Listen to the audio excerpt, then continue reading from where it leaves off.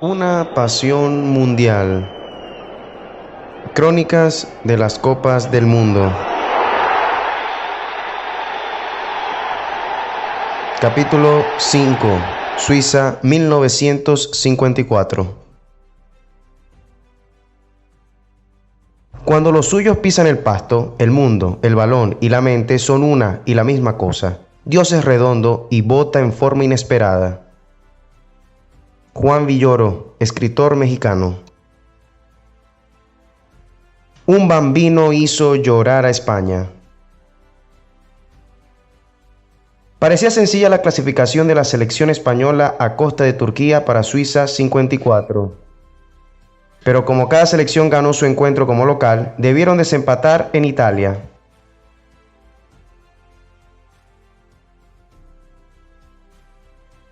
A punto de saltar al terreno los equipos, llegó un enigmático telegrama de la FIFA.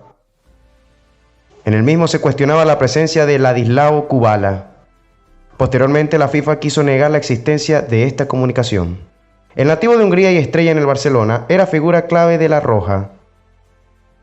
Pero temiendo que su alineación provocara la pérdida del partido, se decidió su exclusión.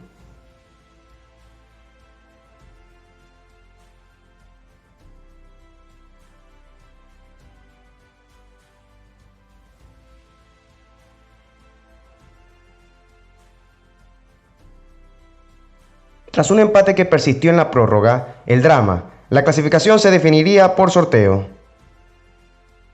Entonces, en un recipiente metálico, se introdujeron dos papeletas con los nombres de las selecciones.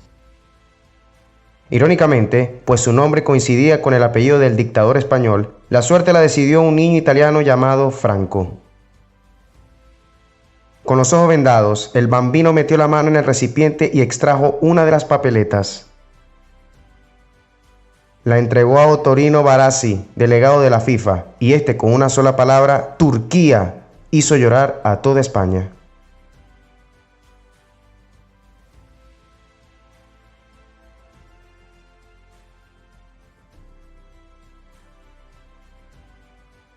Dale like y suscríbete, nos ayudarás mucho en este nuevo proyecto. Insolación de goles en Lausana. El sueño de todo hincha de fútbol neutral en un mundial se vivió en Suiza 54 con el partido entre el local y Austria. La lluvia de goles se inició a los 16 minutos cuando los suizos convirtieron 3 tantos en 4 minutos.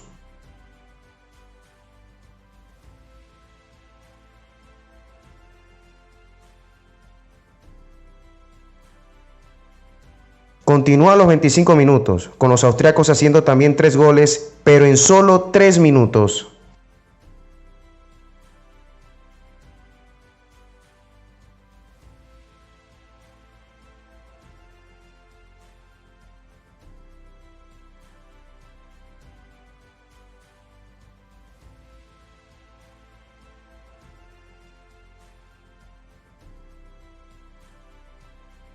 Y a los 32 minutos comenzó una pequeña ráfaga de 3 goles en 7 minutos.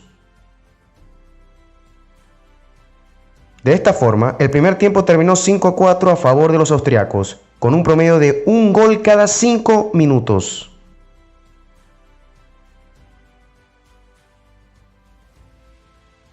En la segunda parte, el ímpetu goleador se refrenó, pero tuvo 2 goles para los austriacos y 1 para los suizos.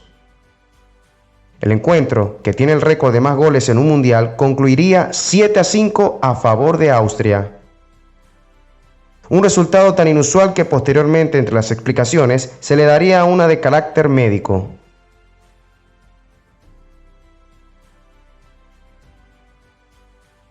Se dijo que los 40 grados bajo los cuales se jugó habían afectado sobremanera a 2 jugadores. Al capitán suizo, que tenía un tumor cerebral, y al arquero austriaco que había sufrido una insolación.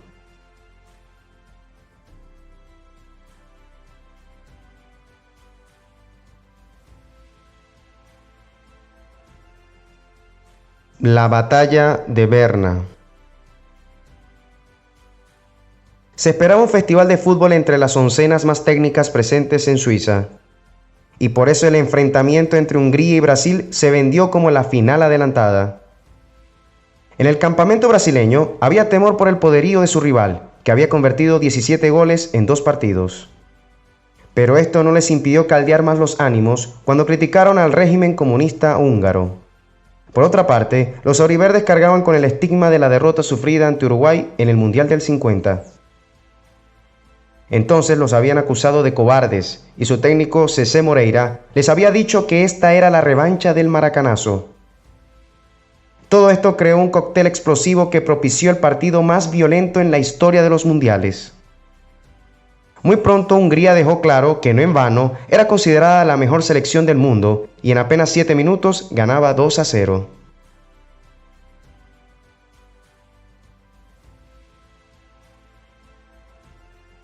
Nerviosos por la temprana desventaja, los auriverdes comenzaron a actuar con rudeza y lesionaron a Todd.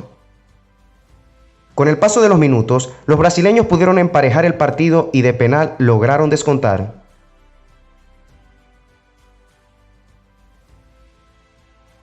Según las crónicas de la época, en el segundo tiempo arrecian la lluvia y el juego brusco, ahora por ambas partes. Y muchos más cuando el árbitro inglés Arthur Ellis inventa un penal a favor de Hungría a los 60 minutos. 5 minutos después, Brasil acorta diferencias y el partido se hace aún más áspero. Y finalmente, una fuerte falta al brasileño Didi desata la batalla campal. Brandausinho decidió tomarse justicia por mano propia y le aplicó un puñetazo a Hindekuti. A partir de allí, los jugadores se lanzaron unos sobre otros, en una reyerta en la que no faltó nadie. Pues a la misma se sumaron suplentes, masajistas, periodistas y hasta algunos espectadores. Restablecido el orden tras 20 minutos de combate colectivo, el árbitro decidió expulsar a Nilton Santos y a Bosic.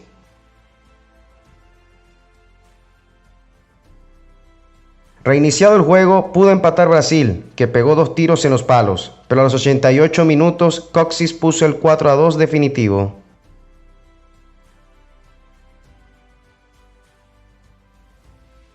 Pero a esta historia le faltaba el epílogo, pues al concluir el partido recomenzó la batalla. Ahora en los banquillos, los pasillos y hasta en los vestuarios.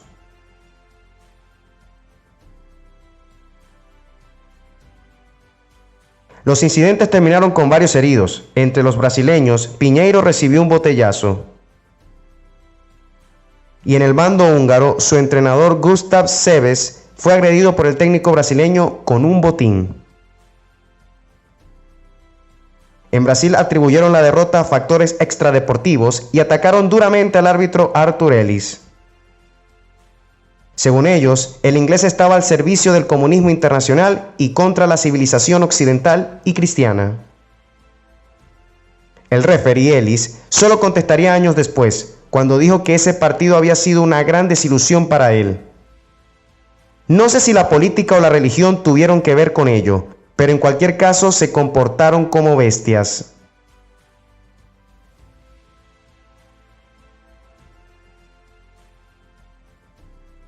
El partido del siglo.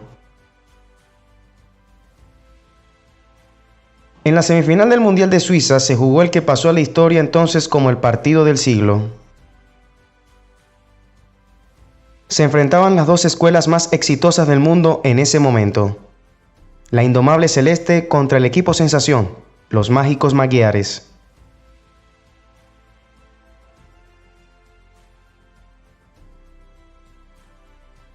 Eso, a pesar de que faltaban sus caudillos, tan diferentes en sus características como igualmente fundamentales. El charrúa Obdulio Varela y el húngaro Ferenc Puskás, ambos lesionados. En el choque de estilos, los magiares se imponían 2-0 y faltando apenas 15 minutos, parecía que ya tenían puesto un pie en la final.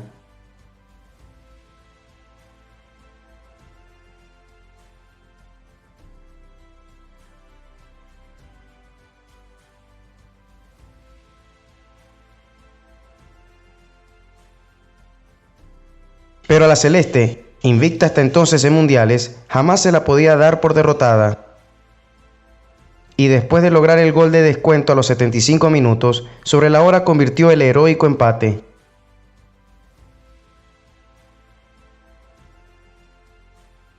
Su autor cayó fulminado en el campo tras la conquista y la celebración con sus compañeros. Y los auxiliares debieron frotarle el pecho y darle una dosis de coramina para reanimarlo. Según los médicos, fueron exactamente 15 segundos los que Hoberg estuvo muerto. El partido se fue entonces a tiempo extra, donde los uruguayos tuvieron un par de chances para anotar.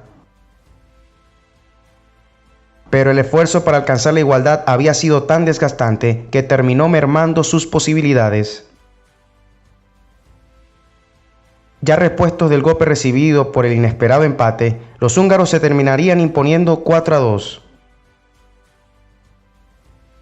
Al concluir el encuentro, los espectadores agitaron pañuelos blancos en honor a los futbolistas. El comentarista italiano Gianni Brera concluyó su análisis del partido con esta frase: "Fútbol entre gigantes, el deporte más hermoso del mundo". Y el periódico inglés Manchester Guardian publicó al día siguiente: "El más bello espectáculo futbolístico que vieron los tiempos".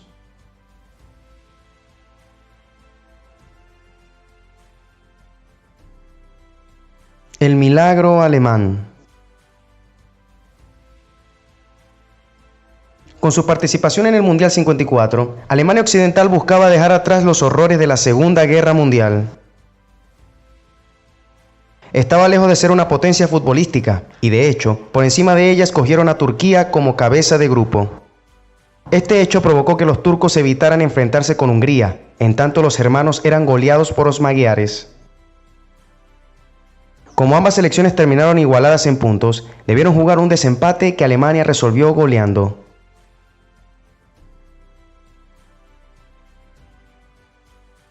En cuartos de final se enfrentó a Yugoslavia y gracias a su férrea defensiva pudo superar a un rival superior. Lo ayudó en su objetivo la gran actuación de su arquero Turek y Kohlmeier, quien salvó 2 goles cantados.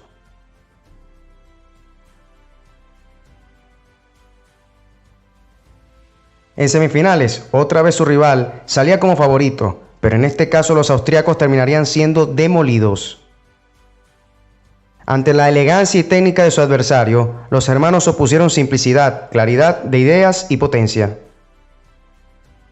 Con esas armas sortearon un partido a priori complicado, con una facilidad que se refleja en la goleada 6-1. Así, de manera inesperada pero mostrando contundencia ofensiva, llegó a la final. Enfrente tendría a Hungría, con una de las selecciones más brillantes de la historia y la gran candidata. Tenía 4 años invicta y en la primera fase ya había vencido 8-3 a una Alemania con mayoría de suplentes.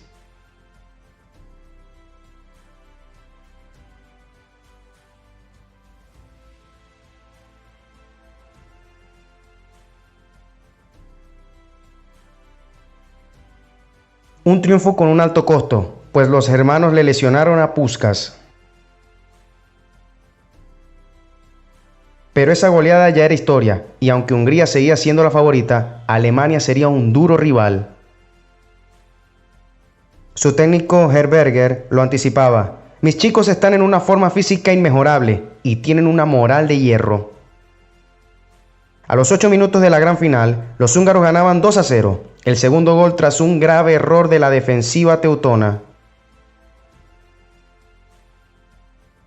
Los hinchas alemanes, que eran mayoría en las tribunas, no salían de su asombro y temían una nueva goleada.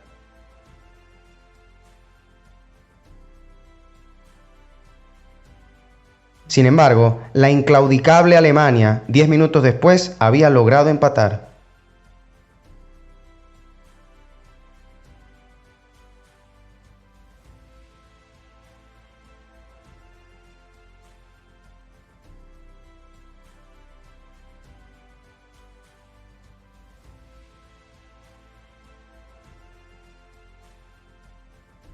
Superado el cimbronazo que significó el empate, volvieron los húngaros a tomar el control del partido. La ofensiva magyar generó muchas chances, pero el gol se les negó una y otra vez durante el resto del partido. Los postes, el cruce oportuno de un defensor o alguna salvada de Turek evitaron la caída del arco germano. Alemania, sin la técnica individual de su rival, se limitó a contraatacar, pero sin arriesgar demasiado.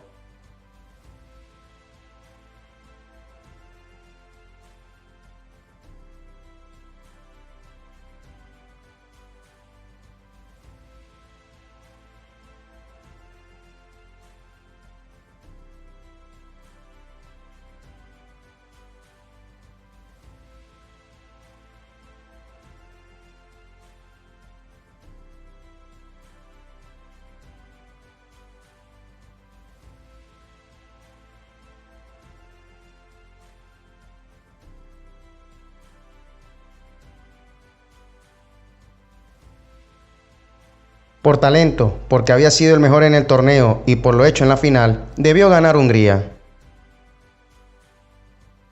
Pero en ocasiones, el fútbol premia otros valores, como la entrega, la constancia, el compromiso.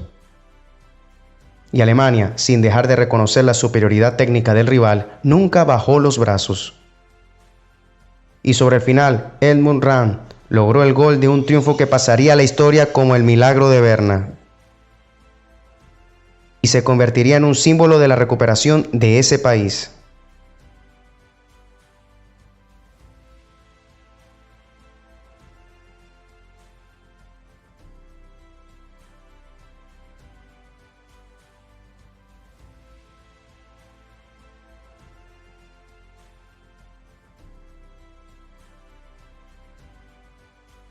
Lo que quedó en el tintero, curiosidades, anécdotas, datos.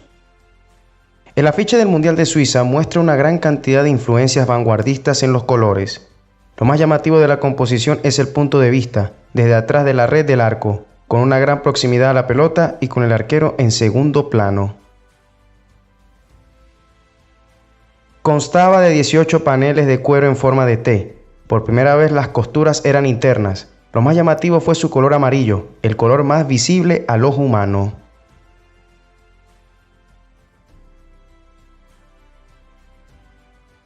El goleador, Sándor Kocsis, 11 goles.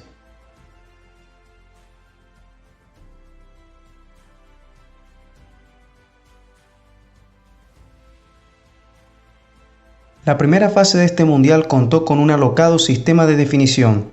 Cada grupo estaba conformado por 4 selecciones, de las cuales 2 eran cabezas de serie y no se enfrentaban entre sí, así como tampoco jugaban los otros 2 integrantes de la llave, salvo que terminaran con el mismo número de puntos. El gran público conoció los primeros mundiales a través de la radio y la prensa escrita. Las filmaciones de los partidos solo llegaban a los cines semanas o meses después. Pero para 1954, los mundiales encontrarían un aliado maravilloso cuando la televisión transmitió en vivo para 8 países europeos el Francia-Yugoslavia. La recién creada Eurovisión emitió, además, otros 6 partidos para una audiencia calculada en 4 millones de personas. Primer gol televisado en directo.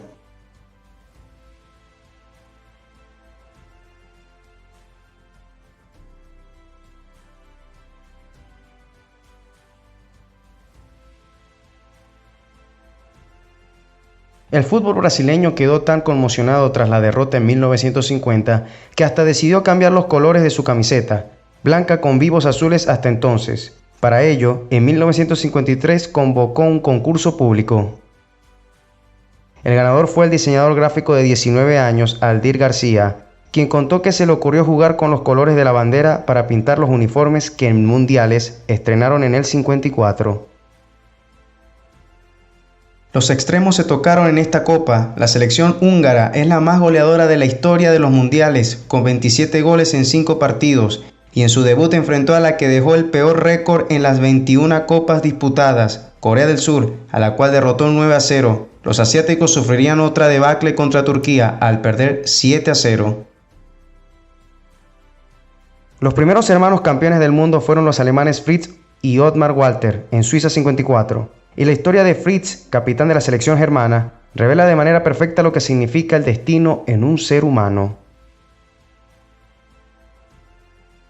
Aunque ya era un futbolista consagrado y había jugado en la selección alemana, Fritz Walter fue enlistado en el ejército, y como tantos de los soldados de su país tras la derrota, su destino era Siberia y seguramente la muerte.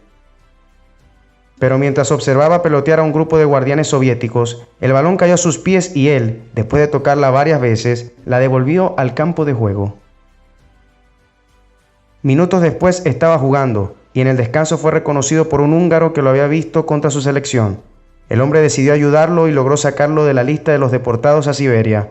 El fútbol le había salvado la vida, y unos años después levantaba la Copa del Mundo.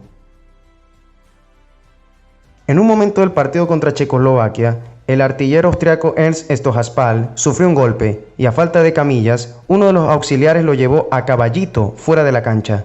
Lo bueno es que el delantero regresó al gramado para hacer el quinto y último gol de Austria.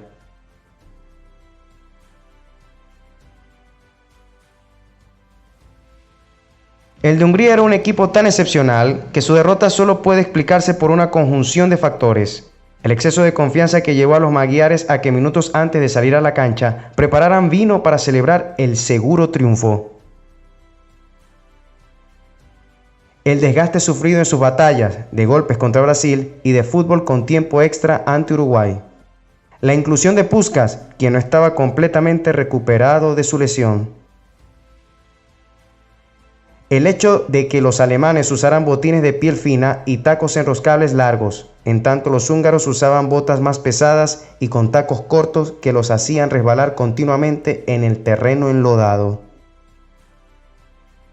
Pero en tiempos recientes se ha añadido un nuevo elemento. Una investigación auspiciada por el Comité Olímpico Alemán determinó que varios futbolistas alemanes recibieron la metanfetamina Pervitin, la misma que usaban con sus soldados en la Segunda Guerra Mundial para evitar el cansancio y hacerlos sentir invulnerables. A la distancia, el periódico El Mundo Deportivo de España, del 1 de julio de 1954, parece confirmar esta especie cuando hace mención a la preparación física de los alemanes tras la semifinal con Austria.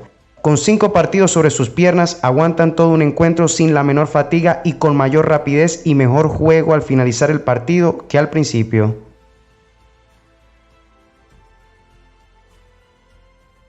Próxima publicación, capítulo 6, Suecia 1958. Aparece el yogo bonito.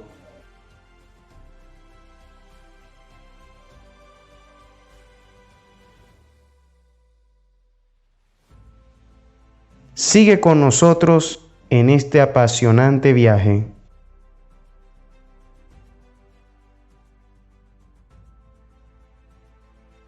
Por favor, no te olvides de comentar, es muy importante saber tu opinión.